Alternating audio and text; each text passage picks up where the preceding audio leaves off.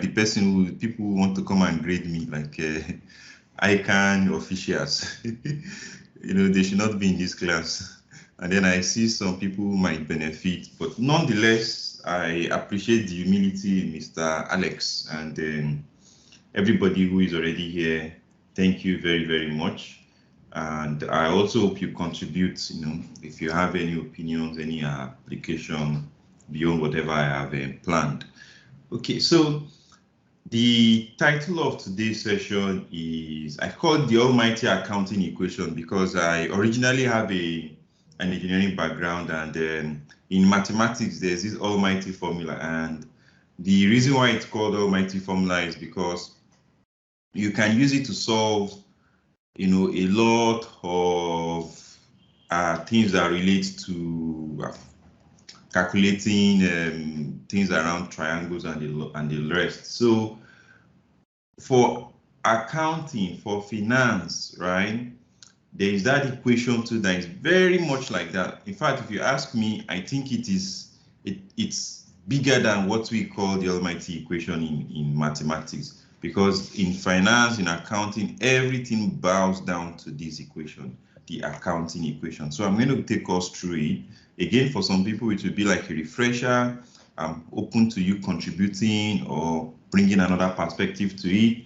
Then I looked at it and, well, 1 hour, we can try to also not just talk about the equation, but talk about another thing that goes pari passu with the equation, which is what to debit, what to credit. So let's get started. I have, unfortunately, the material that I have. Not everybody might have it. Those who have done our training will have it. Those who have not, well, the recording is the session is being recorded. And if if some people think they need to have it, maybe I'll just screenshot the part we used, because this is actually the training material for financial modeling, and it will be someone, I can't send it to you, everything. It has more than what we are covering. Okay, so accounting equation, right? I have a writing material. I think I need to quickly close this, close this, close this. Windows Excel. Don't save. Good. Windows Excel.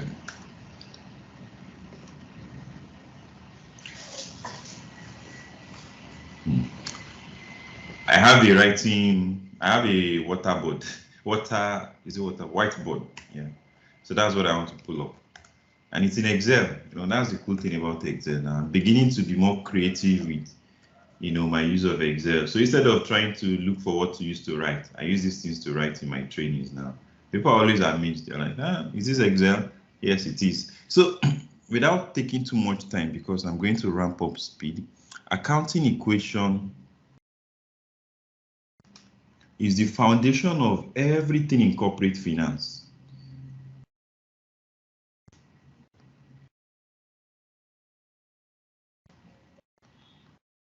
Everything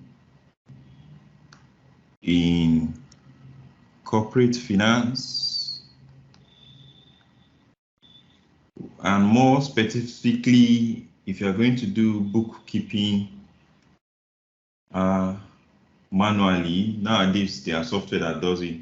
You cannot do it manually if you don't understand all of this. So what's even the accounting equation? The accounting equation, pardon my bad handwriting, equation is equal to says, let me just do that part very well. It says assets is equal to liabilities plus equity. Okay. And if I go back to the material, I will just keep the part that is not relevant to what we are doing today. So I'm not going to talk about it in the scope of financial modeling. Let's just go straight to the part of it that relates to what we are doing. So the principle that underlines all financial transaction recording is accounting equation, which says assets is equal to liabilities plus owner's equity. That's what I wrote on the screen there. And so what this means is that all of the things that happen in a company, right? I'm going to show us a very realistic example, one that I use in finance for non-finance training. So let me just open it up. Limited, good. Income statement, adjusted trial balance. Good. You see all the reports you are seeing here. Let me show you where they are coming from so that you will understand the value of what we are trying to do together today. Niger Limited case study. Where do I have the case study? Case study. Okay, see, this is as if you have a company that is being run by people who have no finance and accounting, two things. Finance and accounting background, they don't have. Interest too, they don't have. You know what we mean by interest? It's just someone who just wants to run his business day in, day out, doesn't care about proper record keeping. All he cares about is he logs into his bank, online, check, do I have enough money? Good. Am I owing people money? Pay. Are people owing me money? Pursue them, right? It does not keep record. That's the worst case of a scenario within a company. Okay, for an individual, not a problem, but for a company, a big problem, right? So this kind of company now, where 3 people have come together, 4 people have come together to set a company, set up a company.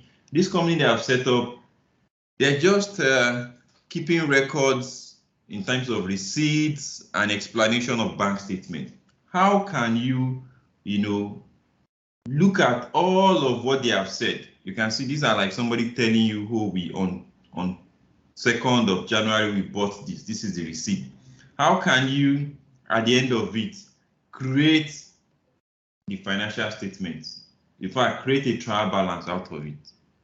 Okay, so now you understand what we mean by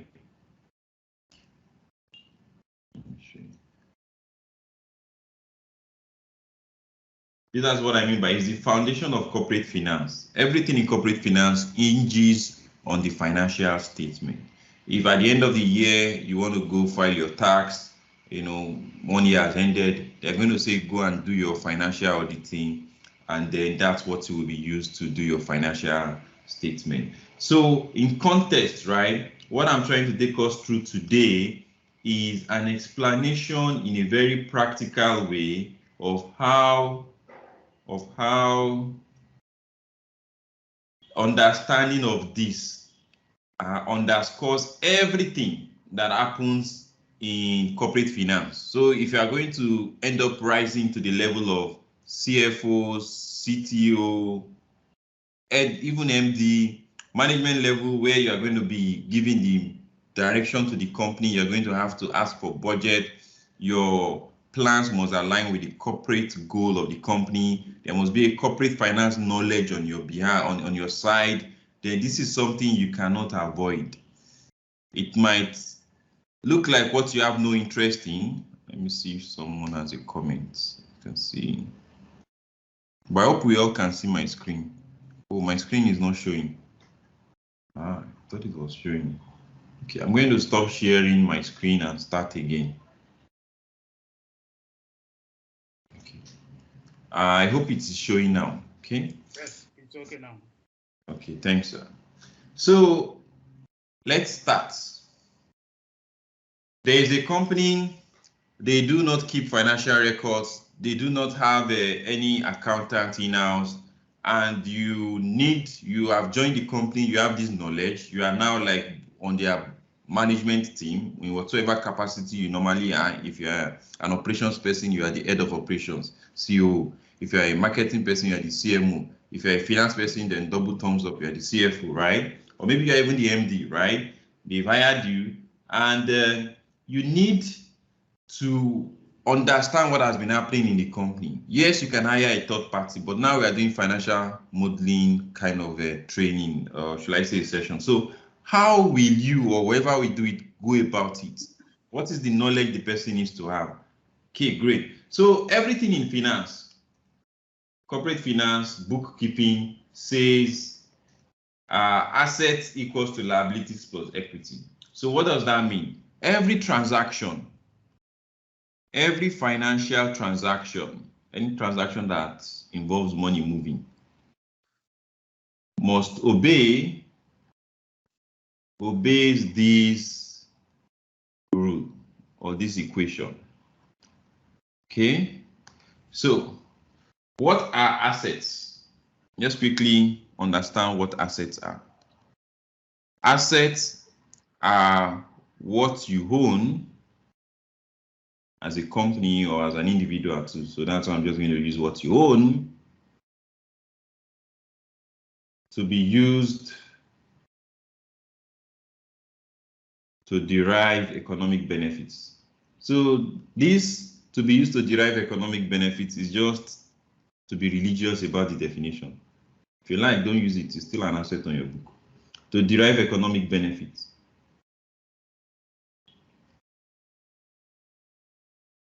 So as a company is to grow revenue. If you are an NGO, well, to grow impact or whatever it is that is your key focus. Then liabilities. Liabilities are your financial obligations. Financial obligations, whether long term, whether short term. That's liability. Equities, well, is what is left when you take out your liabilities from your assets. So equity is, like I spelled it in a very funny way. Equity is what the owners can lay claim to, which is technically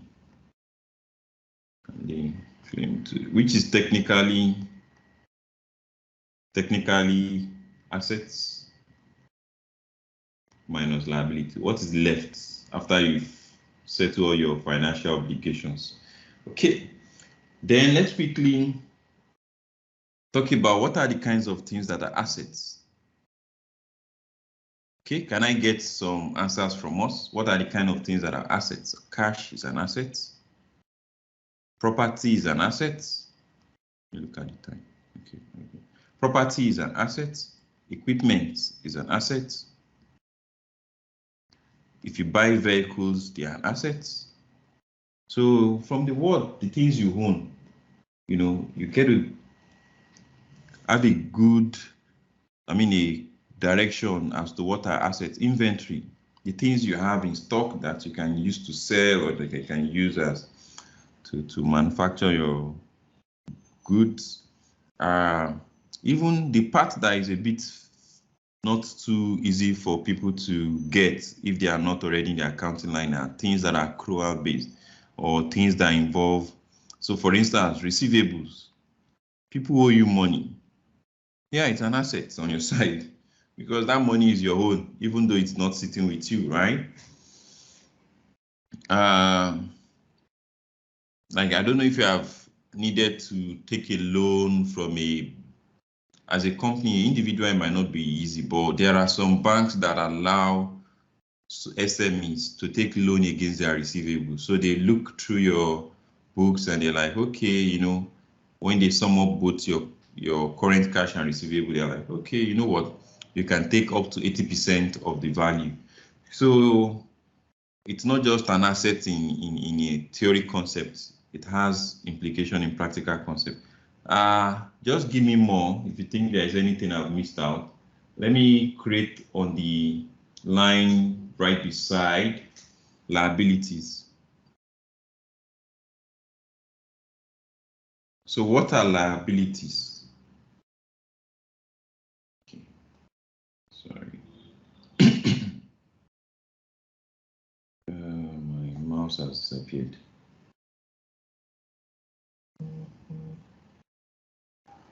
Good.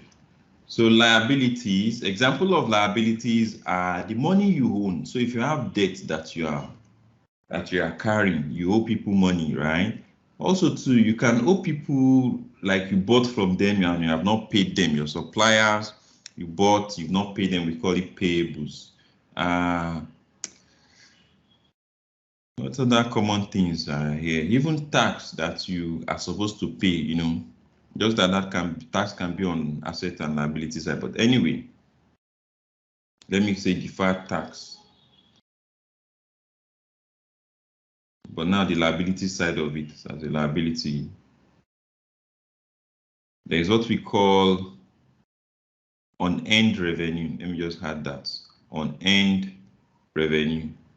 Somebody has paid you for a service, but that service is like for us now, we have someone who has paid for a financial modeling training that is going to happen in September, but he has finished paying. For us, that is not a revenue. We can't just claim his money like that because we have not rendered the service. We've not fulfilled the conditions to claim it as a revenue. So it's going to be unearned revenue or deferred revenue, different terms. So as we go on, we can add more to it, but on the equity side, okay, so what are the things on the equity side? Yes, how do I explain this part? I'll come back to this part. So let us go on for now. Are there things you think I should have added on the assets or the liability side that you want to draw my attention to? Yeah, on the equity side, can we add sweat equity? Can we add? Sweat equity. It has to be, how do I put it now? Sweat equity is more of the people who already own the company, they are bringing you in.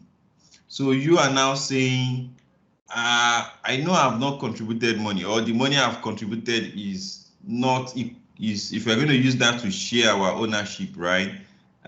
You most likely give me a smaller percentage, but me, I'm working more, right? So I should get a lot more than just the nominal value of what I've contributed. So it could be like the founder, after he has brought in people into the company to, you know, eject money, then they are going to have to value all his sweat too, you know, and say, okay, even though we are pumping in $20 million, and if we look at it, you have not really pumped in more, maybe you've not put in more than $100,000 of your money, but that does not now mean we equally weigh that amount, right? We are going to like say, okay, 50% is for you and 50% we are going to take. But the key thing is it relates more to how you are distributing the company's equity, not to the equity on the company's book. You know, if you are the only owner of the company, then all the equity is your own. But it's when you are bringing in somebody that you now be like, see, I have my sweat in this thing. You cannot just give me 20 million naira and say I should give you 80%. You know, it doesn't, I'm not. So the sweat equity comes more in negotiation of your whatever raising term sheet and capitalization table that is being created. It's more of a negotiation tactic, if you ask. But right in the accounting book, you cannot, it's not a line, it's just a way of so like under equity now, we have the actual share capital. We have the share premium, in case you want to separate things out. Retained earnings.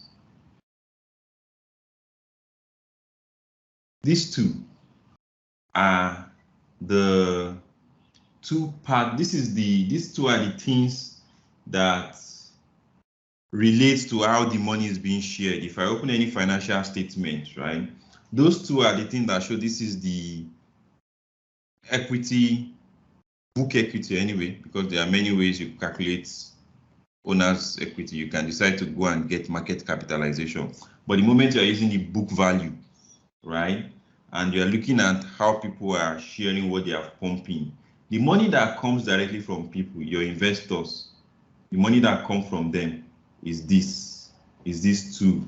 The other ones are the money that retained earning is as the company is growing and is profitable, they keep the money from the business is being, added on top of what the equity investors put in. So this part that I call is coming from investor is the one where the investors, if there are more than one, can now decide to say, we want to recognize sweat equity. For instance, I'm doing a project for a US company currently, financial statements, some things are under confidentiality, but the thing is, they wanted to pay me in form of both shares and cash. So they now had to bring me into, like, as if they are gifting me some shares, right? That shares that I didn't pay, let's say it is actually it's $X,000, right? I did not bring in that money. It's not a cash that I brought in. Why?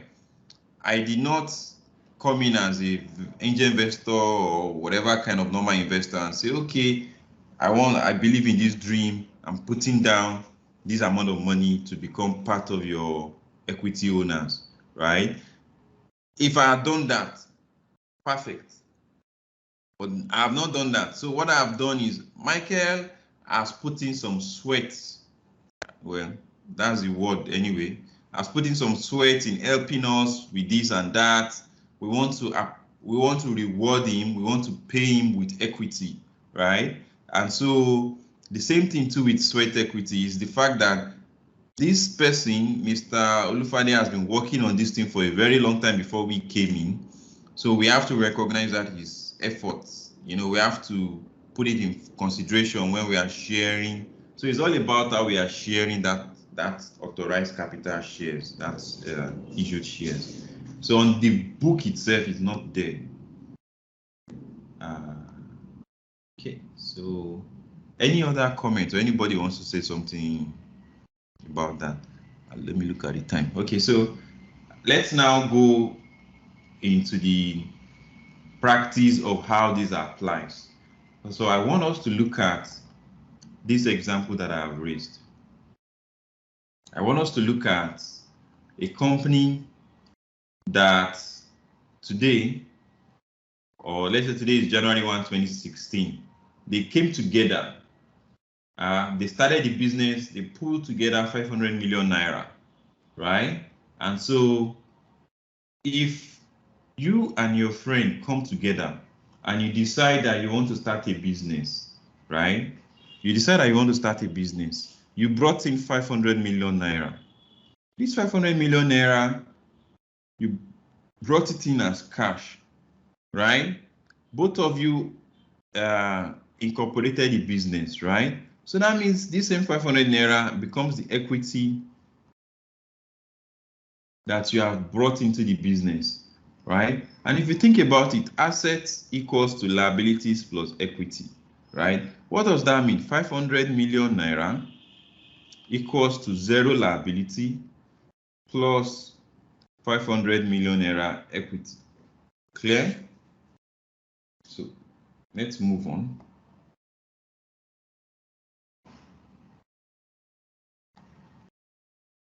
On January 16, you bought a building. So from the company's account now, you guys bought a building for 250 million naira to use as office and factory and warehouse. So you guys took out of that 500 million, you took out 250 million naira cash. So that's why I'm putting minus. You took it out. So cash, is not an addition. It is a subtraction, right? And then what did you guys do? You decided to go and get plant, property, and equipment because that's the catch-all word for this. You bought an office, that's property, factory, blah, blah. So you get the whole idea. So I just summarize it as plant, property, and equipment. And that's all that has happened. If you look at it, that is all that has happened. You took out cash of 250 million naira and then you use it to acquire a property. Okay, so if I'm going to represent this, are we not saying that on the asset side, cash assets. So you took out 250 million naira cash. You use it to acquire 250 million naira property, right? There's nothing on the liability. So on the liability side, 0. On the equity side, 0. What did you do? You just reshuffled your assets. So this accounting rule is always being followed. This accounting rule, asset equals, where did I write it? This accounting equation, asset equals liabilities plus equity. Okay, so there's nothing you can do that will break this rule. There's no transaction that happens that cannot be encapsulated by this rule. So now the other thing I want us to also be aware of is that now all these things I'm writing here, you cannot just write them this way in your financial books. You have to say, okay, I'm crediting this and I'm debiting that, right? So you have to start writing them using the normal accounting terms of debit, credit. So how do you know what to debit? How do you know what to credit? Okay, good. So I'm going to show you the table that we'll keep referring to over and over again. This. When it is an asset, when an asset goes up, you enter it on the debit side. When it goes down, you either enter it on the credit side. Okay. When the liabilities, so in fact, let me just write it in a way that is easy for you to look at so that you will not be confused by that one. That one I've broken it down a bit, but let's first start gradual. So this is how it is, right? Assets, liability, equity.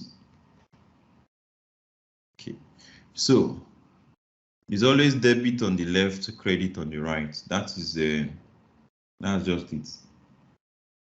Okay, so debit. Okay.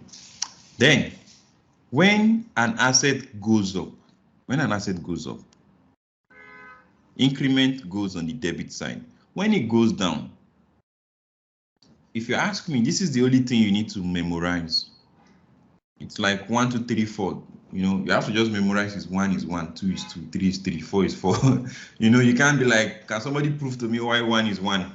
You know, so that's sometimes the way I try to explain is maybe there's a better way, but I always say this is your anchor.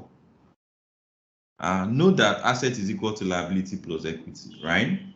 When you know that one is easy to know because pretty much everybody already follows that logic. So the thing is now that just have it permanent in your mind that when an asset goes up, it's debit, is on the debit side. When it goes down, it's on the credit side. So if we know that, then it means that automatically everything on this other side of our equal to, everything on this other side of our equal will be opposite, right? Which means when liability goes up, it's credit. When it goes down, it's debit. So the same thing, it will just be opposite of what is on the other side of our equal to sign. Okay, so that's how you can easily remember this, especially if you are someone who has not always been learning this from secondaries and universities. Me, I started learning this way after I graduated. So that's why maybe I have to look for shortcuts in just not having problem. I just have to look for the easiest way to understand the concept. And it's later on that it becomes like a second nature. At the start, you need something like an anchor that, okay, what is that one thing that I need to know? And from that one thing, I can derive every other thing. So if you ask me, this is that anchor. Just know that asset going up is debit, then going down is credit. Forget about the alert you get from bank.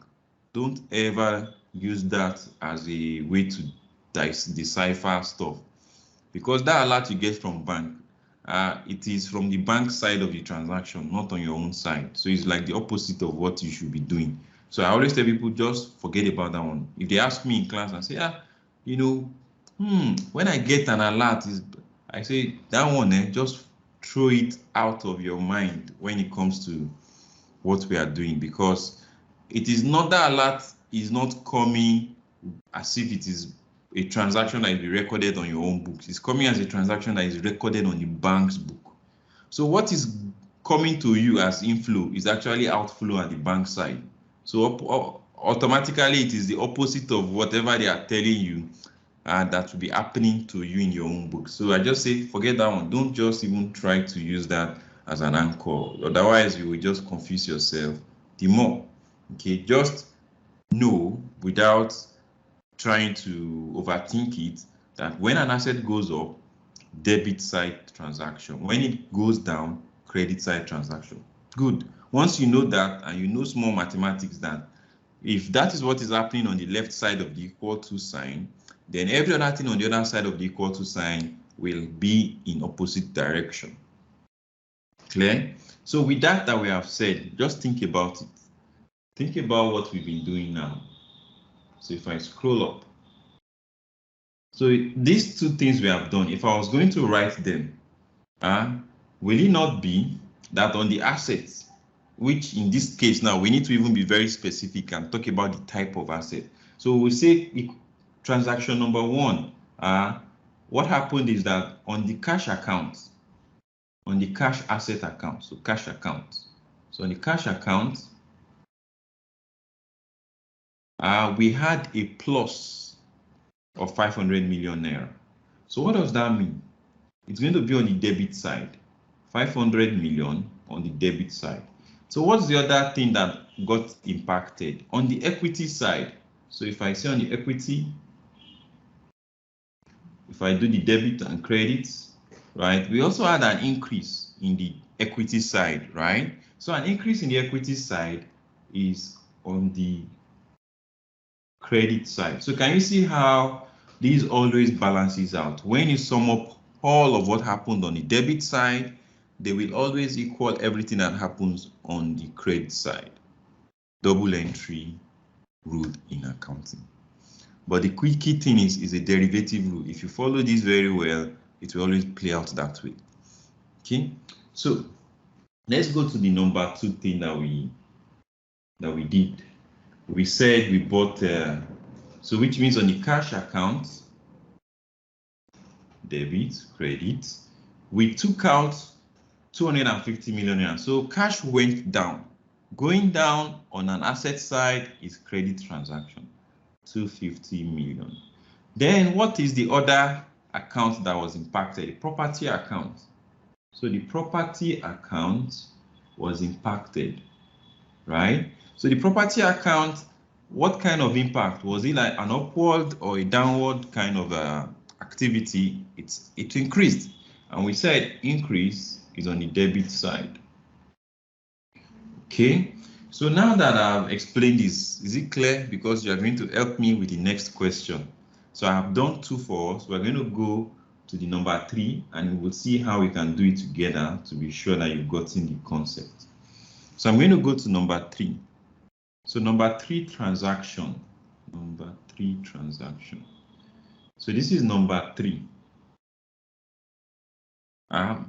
On January 24, 2016, they bought with cash some packaging equipment. So they bought equipment. In fact, this is like they bought equipment and plant. Okay, so they set up a plant that has some equipment inside it. So let's just say this is a plant. So because usually a plant will have equipment also in. So let's say, they set up a plant with 100 million naira. Okay, they took cash from their bank to acquire that plant to pay for the setup of the plant. How do you think we are going to record this? Anybody? What am I doing? Okay, sir.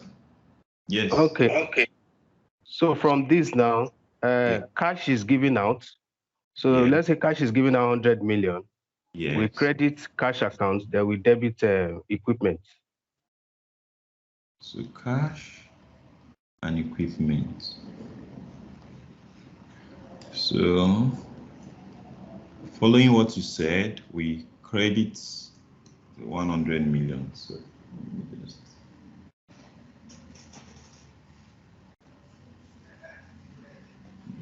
raise 100 million. 100 million credit transaction on the cash because cash went down. And then equipment that we acquired, so because equipment went up. Yes, correct, sir. So I'm going to quickly do a fast, I'm looking at our time. So I'll quickly show you how all what I've said. If we are doing manual, assuming you are not doing, you don't have an accounting software, you don't have SAP, you don't have QuickBooks, that they abstract this away. That's why there are some accountants I see who this thing, they know it. It's not like they don't know it, but you know, they have to think a bit before it comes back to them. Why? When they are dealing with the accounting software, you don't usually worry too much. It is the people setting up has already set up all your different accounts in your SA, in your ERP and in your accounting software. You set up, okay, depreciation account, these are, and then so you just filling in the value of the transactions, and the software does the actual what should be placed where, and then at the end of the period, month or year or week, you pull out your trial balance, you know. But this is a training, so let's just try to understand things properly as if we are doing them manually. So look at the transaction number 1. So if you remember, we did this together.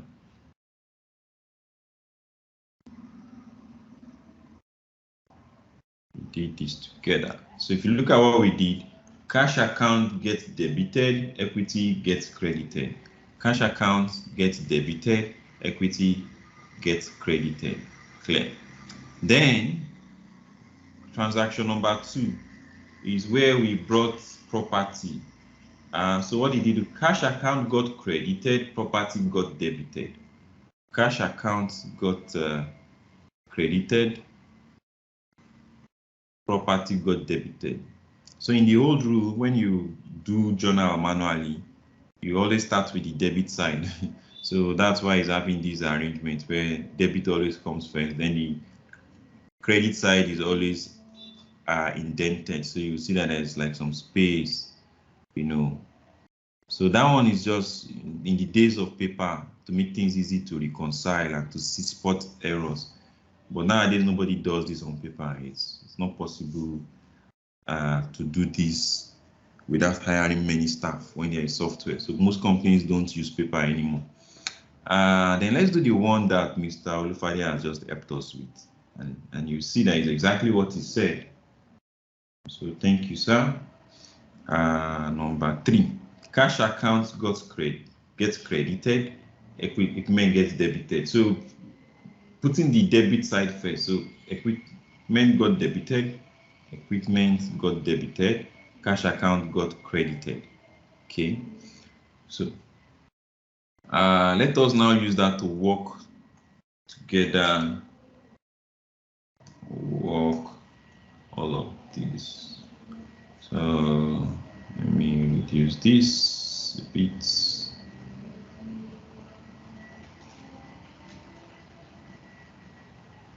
I hope you can still see my screen.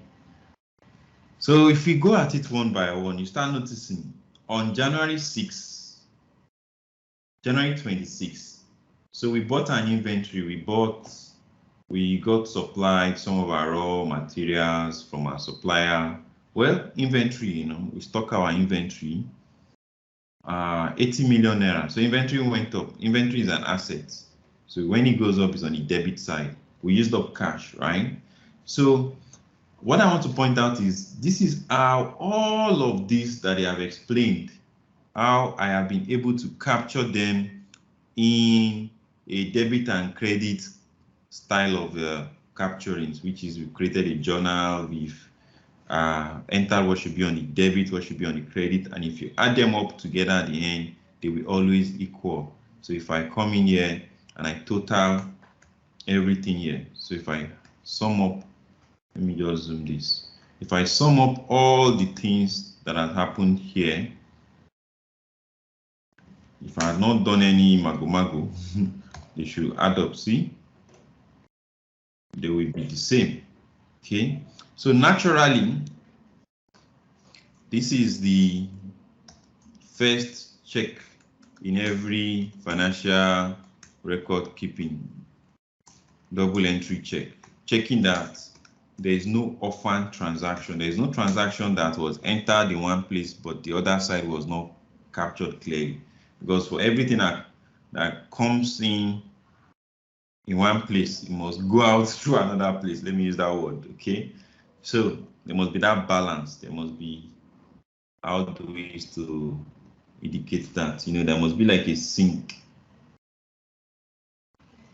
so that the cycle is always completed. Whatever is debited, there must be a credit balance inside of it. So there must be no orphan transaction, whether there is something that has debit but there was no credit, or something else that had credit but there was no debit.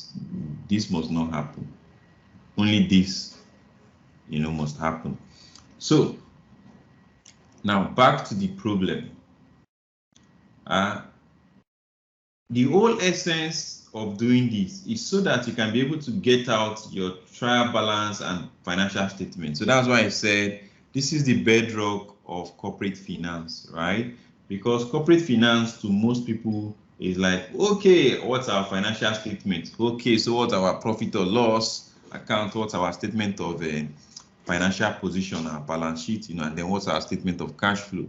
And all of that is going to come from here. It sounds, some people used to think of it as something mysterious in terms of like there's a mystery that happens and then you are just, you know, somebody just sends you the data, and because that's what I see some people even do financial modeling. They don't understand it from the first principle. They don't kind of understand all these figures they are dealing with. Where are they, you know, what's the down to the actual what is happening on paper, or what's happening by word of mouth. Imagine like you have a sister who owns a pharmacy store, and then you want to help her with financial record keeping, and you first need to analyze all that has happened before now, right? So if you go meet some people who do financial modeling, they are at a loss because they are used to somebody sending them they already gathered data, and then they will not be like, okay, I'm going to now do this and that to forecast and all. But it's always good. It doesn't mean that your work involves doing this. I don't do this. Even though I know how to do this, I don't do it because it's a completely different job. If you're a financial modeler, if you are doing this, you're already doing bookkeeping. To some extent, you might be even say you are doing FP&A.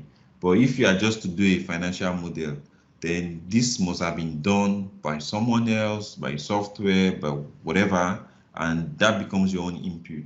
But in this session, I'm just trying to establish that, for many of us that have not experienced this from paper to how the outcome comes in, what's the pattern? So this thing that we have done is what we use to generate out the trial balance. So again, for a large company, if you remember this example we have done is for, you can see they only have 16 transactions. So that's why the line items are not so very much. But for, like there's a company, a manufacturing company, I had to automate their trial balance and to some extent their financial reports. And we are automating it directly from the ERP. Which means we are automating directly from the general ledger, directly from the line by line transaction. So they are like that. Their general ledger has millions of records. So for a year, we could have like 10 million records, right? And from there is where I'm creating the trial balance. So this one that has 16 records now, that one is having millions of records. So obviously the trial balance is going to be having more lines than this, right? The account types are more. I can't say, even if I remember what it is, I can't say because of confidentiality but it's just significantly more than this. And the whole essence is the trial balance shows all your account type. What do I mean by account type?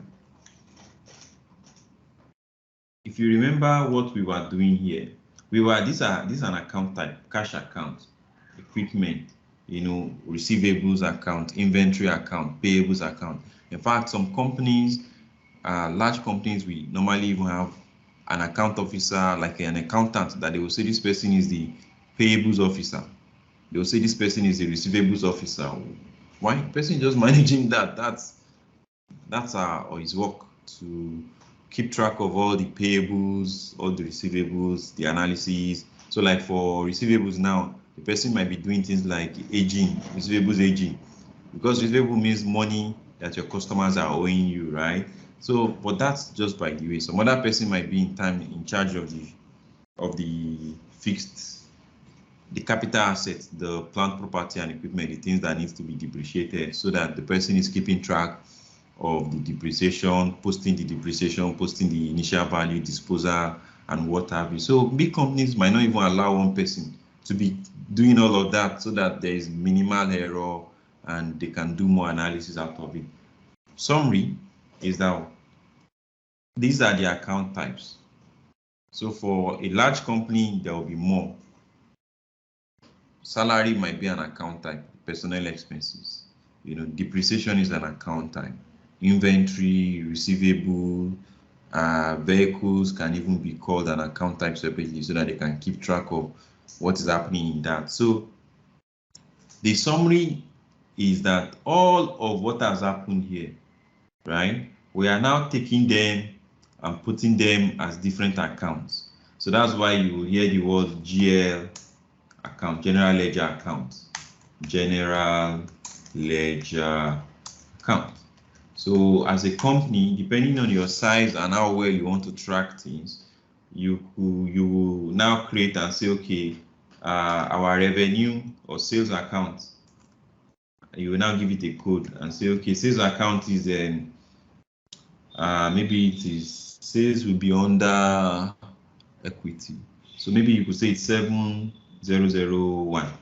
That's the code for your sales account, and then you could have something for your cash account. Since cash is an asset,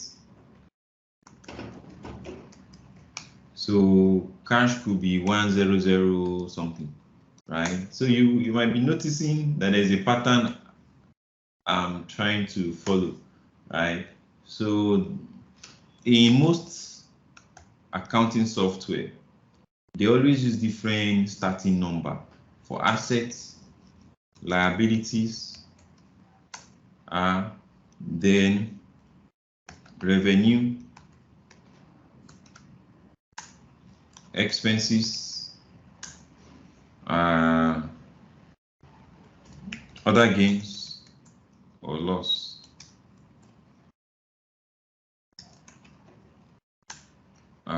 then the equity itself, the owner's equity line. And a lot of times they start it with this one with 1 xxx, whatever number of x now. How many x have I typed? 6x. Then this could be 2, 1, 2, 3, 4, 5, 6, 7. Then this could be starting from 3. Then this could be starting from 4. And this could be starting from 5. And this could be starting from 6. So you will just find out that when you pull in data from their accounting software, you will notice that all the GL accounts are having a pattern, okay, where assets are like starting from 1 and liabilities are starting from 2.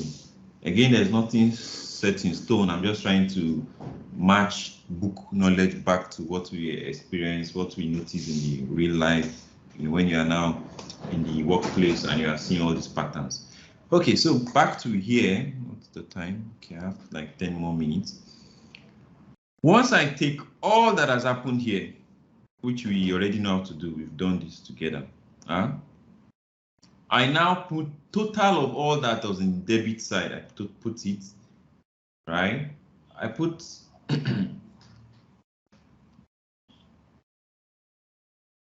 how do I explain this again now so that you get it? You will notice that there are some things that I totaled on the debit side. There are some things I totaled on the credit side, right? It's a pattern, right? All transactions that when it's an asset, right? We all know that increase is debit, decrease is credit. But the other thing is when you want to total, it's always totaled here on the debit side. Now, when it's liability,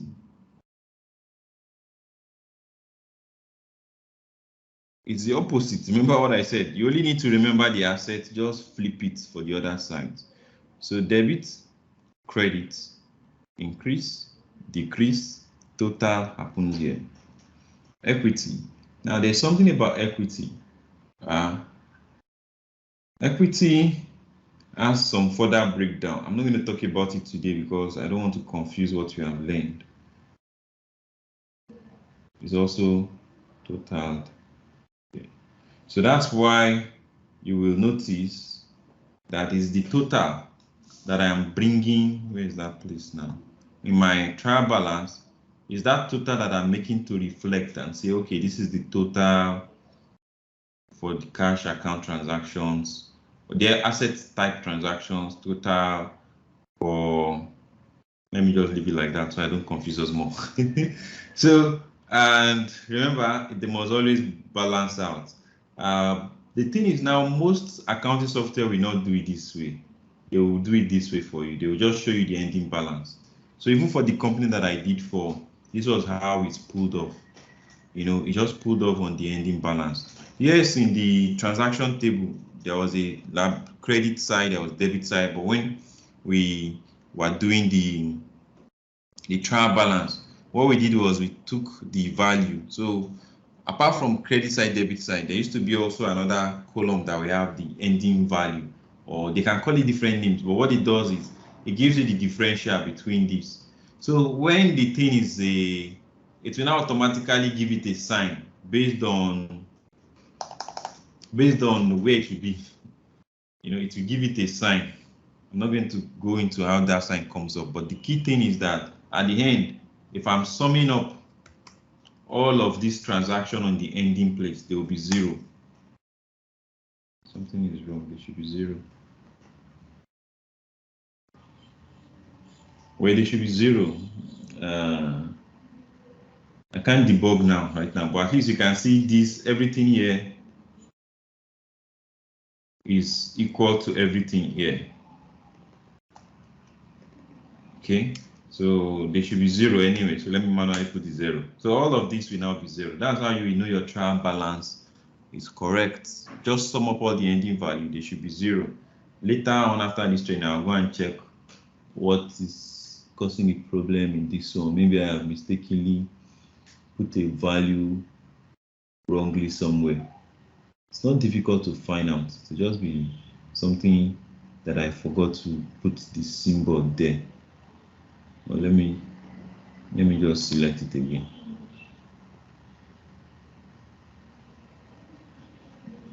I can do that one later. I need to go on. So, and if you see what the problem is, some of you are run the formula. Have you seen E minus F? Yeah, I've done E minus F. So this one is matching. It's here that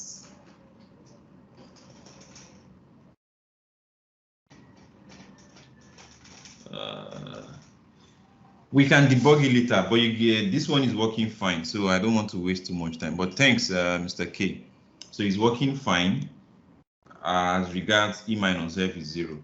So where was I going? Aha! The trial balance is what we use to pull off the financial statements. So that one will be a session for another day, but I can tell you how it works. It's one of the most interesting things. Finance is, to be sincere, from my own experience, maybe because I enter from backside, I enter from consulting. My journey into finance was, I knew Excel. I was using Excel to help people a lot as a consultant. And then gradually, what happens is I found out that the people who are always requiring my help are people in finance and people in sales and supply chain too. But majorly, if I'm going to say 2 people, finance and sales guys, they are the people who are always needing Excel, people who needing analysis, and they are looking for somebody outside to help, maybe as consultant or as trainer. Sales, everybody knows sales. You know, at least the number parts, you don't need to go back to school to know, you know, had this one up. So that one is not problematic. It was the finance that, for me to do what they wanted me to do, I needed to start understanding, you know, they will now start teaching me. One of my teachers here, Mr. K, is one of the first people who taught me some of the things that helped me to start understanding, how finance works. Then I found out that it's better I also go and learn this thing properly. So I went back to school in an informal way, and then later a formal way. I did some 6 months, 3 months there, some courses there. Then I went back to do a proper master's but I did my own master's in financial engineering. So I wanted something more than just ordinary finance, since I was already learning finance in some 6 months, 3 months stuff. And I was already working as a financial analyst on different projects and platforms. But back to what I was trying to say. So because I never really worked a normal FP&A role, when I do FP&A, it's always as a consultant, to come and automate some reports, to do maybe a 1 month. I can't mention some foreign clients job because of confidentiality, but I've had to do stuff for clients in UK, in US, that FP&A role, okay?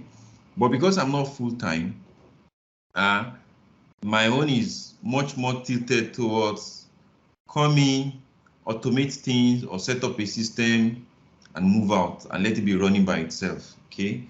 So finance is very, very enjoyable for me because of that. So you find out that, every project, you always see something unique. You'll be like, oh, in the real estate, oh boy, real estate is completely different from manufacturing.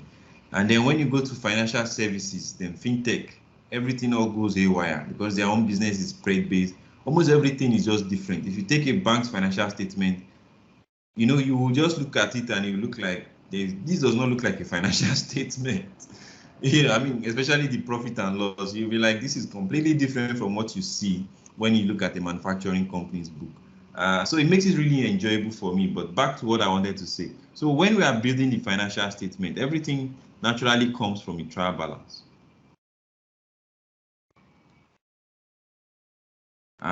So for the income statement or profit or loss, income statement, I still use the word income statement because it's not everybody that uses IFRS. All my clients in the US, they don't use the IFRS. They use their own US GAAP. So if you say statement of profit or loss, it's rubbish to them. That's not what they call it. But everybody knows what income statement is. So for income statement, what you need are two things. All that happen to the revenue or sales account, depending on what you call it, whether it's revenue, sales account, and all that happen to the expense account.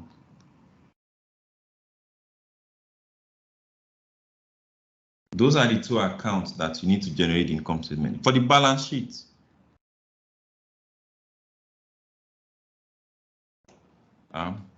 you need everything. The balance sheet is as if you are rearranging the trial balance.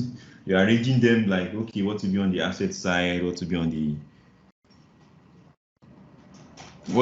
asset side, what to be on the liability side, what to be on the equity side. So you need pretty much everything.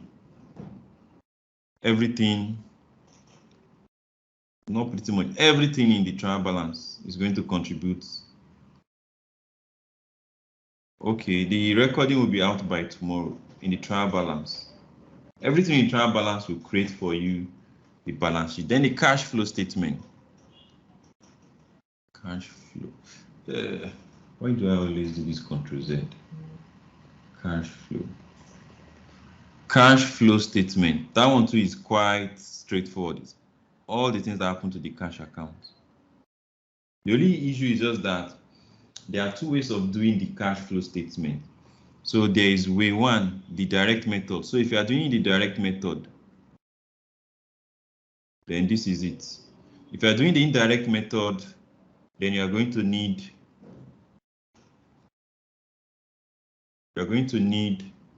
this guy plus the income statement, because you are extracting your cash flow from operations from the income statement.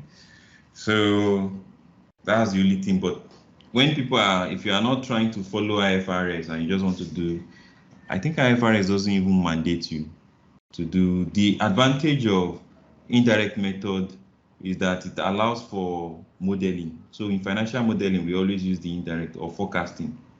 It allows for dynamic forecast. If you use this direct method, you will suffer to forecast. It can help you extracting for past, but if you need to forecast, you're in trouble. your forecast can never be dynamic. You will now be manually balancing things. But when you use the indirect method, yeah, your forecast will always work. So that's why in modeling, we always use the indirect method, regardless of whatever the company has been using in their historicals. This is where I will stop today. I know I've said some bit of advanced and non-advanced things together, but I hope that you now understand all of this. This is the main thing I was hoping to achieve today. So if you get this one, that's good. That's my aim achieved. The fact that everything follows this rule, right? And with this rule, you're able to look at anybody's book, whether their book is on paper and phone call and telling you, oh, we bought this, we bought that, this is the invoice, no proper bookkeeping. With this knowledge, you can regenerate their books, right? And so what are the kind of items under assets? What are the kind of items under liabilities? What are the kind of items under equity? Once you now understand that, you can now begin to say, okay, every transaction, what will happen on the asset side, what will happen on the equity side, and then you can also understand. So let me just take us to where we now explain debit and credit. So debit and credit, when it's an asset, I said this is the only thing you need to remember always. When it's an asset, if it goes up, it's debit. If it goes down, it's credit, right? And then that's just it. Just flip everything for the other side, liabilities and equity. And in another training, in another session, I'm going to maybe explain something about equity side, that equity side that we are seeing. For you to properly do your trial balance, for you to do your books completely, this equity side, that equity side,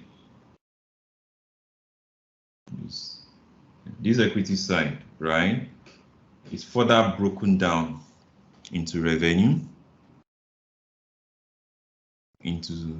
or sales. Some people call it revenue account, some people call it sales account, into expenses, into gains or losses, into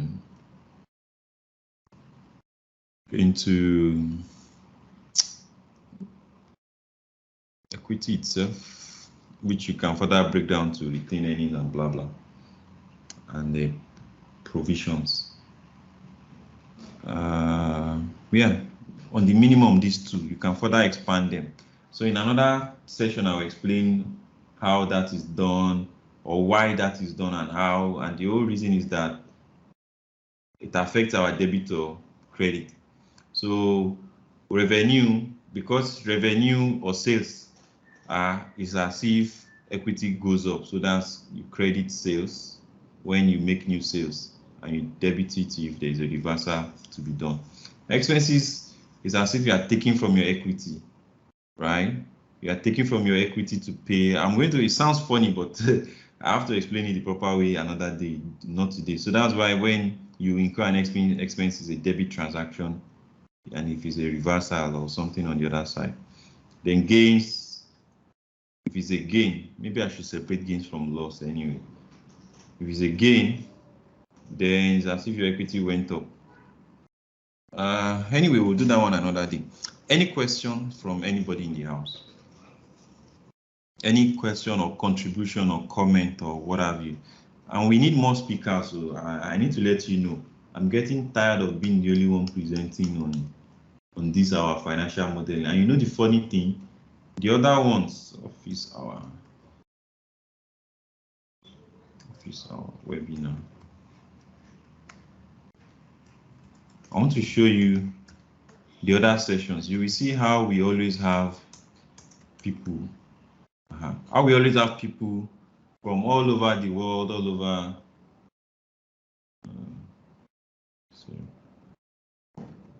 So it's not good if we are not getting other people. See, what's today's date? Let me show you this Excel. You can see how we have people even lined up to October end, right? See financial modeling. We don't have people. That's why I'm always the one presenting. And I don't know, finance people are too secretive or too. It's as if it is a conflict of interest if they come and present their knowledge or they teach other people. It's not fair. Let's not be selfish. So I'm calling on us. I would like people to, and the good thing is it's 1 hour. It's just, you can decide to share your experience. You don't even have to teach us. You can decide to say, okay, I've been in the finance space for 12 years, and these are the things you've experienced, because that's what one of the guests we had some time back, what was his name? Okay, I didn't even put his name here. That was what he did. He decided to share it, and people enjoyed it, because apart from me, I'm coming from a consultant and teacher, somebody who trained. That's the side I'm coming from. But then the people who are the participants, so some of us here who are not in the finance space yet, who are trying to grow their career, they would like to even hear about someone who has moved from one role to another, maybe to CFO, and they like to hear all those kind of so it might just be your personal story. If you think that you don't have anything you want to teach us, then come tell us your personal story. That's also enough. So I'm calling on some of us. I don't want to mention names so that, but they know you know yourself, and I know you too. So please, all you have to do is simply just say hi to us on webinar. I'm going to drop the email in the chat box. If you just say hi to us, just message to see this webinar at yourbz.com. That's all. Once you say hi to us, or we should give you a slot, you are interested, we'll send you all the details. We will, and let me tell you the advantage, what you stand to benefit. What you stand to benefit, let me show you. This person, she's from Australia, right? I think 1 month or 2 months after this presentation, she got the Microsoft MVP award. I'm not saying it's because she presented here, but what I'm saying is because she presents in other places, right? So she gets industry recognition. She gets, I've seen people who got, I don't want to mention names, but I've seen people who got job opportunities, right? Again, it's not because they come on this platform, but because they habit. If you present here, you will naturally present somewhere else. But if you're the kind of person who will never, your mind is close to it, then I don't know, those kind of opportunities will not come, because you've already closed your mind to you being in front there. And we put this thing on YouTube, so people see it. Even if they don't watch it, they see your name in the slides.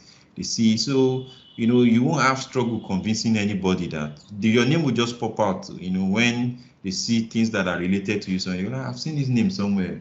And they relate it with, I've seen his name in something that was about finance and blah, blah. So it sets you apart. So even on a selfish note, this is something that will, add to you, no matter how big you are. More is always better, right? So please, let me just post this here. Let me post this here. For speakers, and if you know someone, you can also tell us. So for speakers, for speaker nomination or suggestion, email us at I'm using 3 screens, so that's why I'm looking this very funny way. It's not easy to use 3 screens. So please email us. And to round up, since you have not any questions anyway, anybody has any question or contribution? Mr. Alex, let me look at some names I know. Madam Aisha, Mr. Olufade has helped us a lot, but in case you have any more things, Mr. Biola, Ogake, thanks for joining. I've been trying to call you. There's one stuff I was supposed to tell you. So let me just quickly show us the other sessions that are happening today, in case you're interested. At 6 p.m. we have this person, presenting to us. If you're interested, it's related to BI. And I tell you, in finance, that's the new space. So all the BI projects that we have been getting are the CFOs driving them. Except one of them that is just sales, but pretty much every other one we've been getting are the CFO. Why? When your CFOs go for conferences, that's what they talk about in conferences these days. BI, automating your reports. they don't want people to be doing because of problems in Excel. Now all those errors where they'll say somebody make an error and one misallocation, or you went and overstated your income by some millions of naira because of one typo in Excel. So it's always very embarrassing for CFOs. So that's why they are trying to automate their financial statements and financial analysis completely. And it's BI they are using. So for the BI, so anybody in the finance space, if you don't know BI, you're setting yourself up for a very bad outcome. Because it's just like somebody 40 years, 30 years ago, not knowing Excel and not interested. You see that person will struggle as a finance person when Excel and spreadsheet took off. So please, even if you don't have interest now, at least be aware, so that when people start talking about these things, it will not be like you are the only one who is in the dark. Then for Excel, everybody knows why Excel is valuable, so I don't need to be selling that one. For the Excel session, this is the link.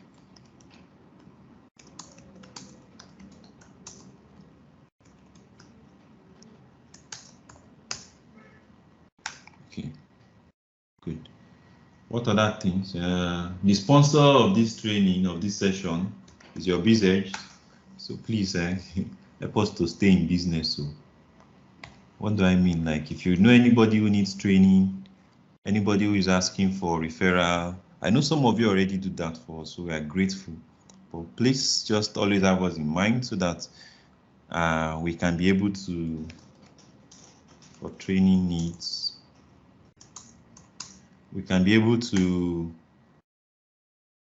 have peace of mind to be running these sessions. Because to be sincere, if we are doing well, we'll be able to do better in these our sessions. Maybe we'll be able to put in more resources into making this better for everybody. So please, and you can get free tutorials. That's the other thing we try to do. We found out that it's better, instead of always trying to sell and say, oh, we are good, or this is, everybody is good, but then good is relative. I might be good because some people say we are good, or we might be good because some people say we are good. But if what you want is different from what we are giving, then we are not good for you, right?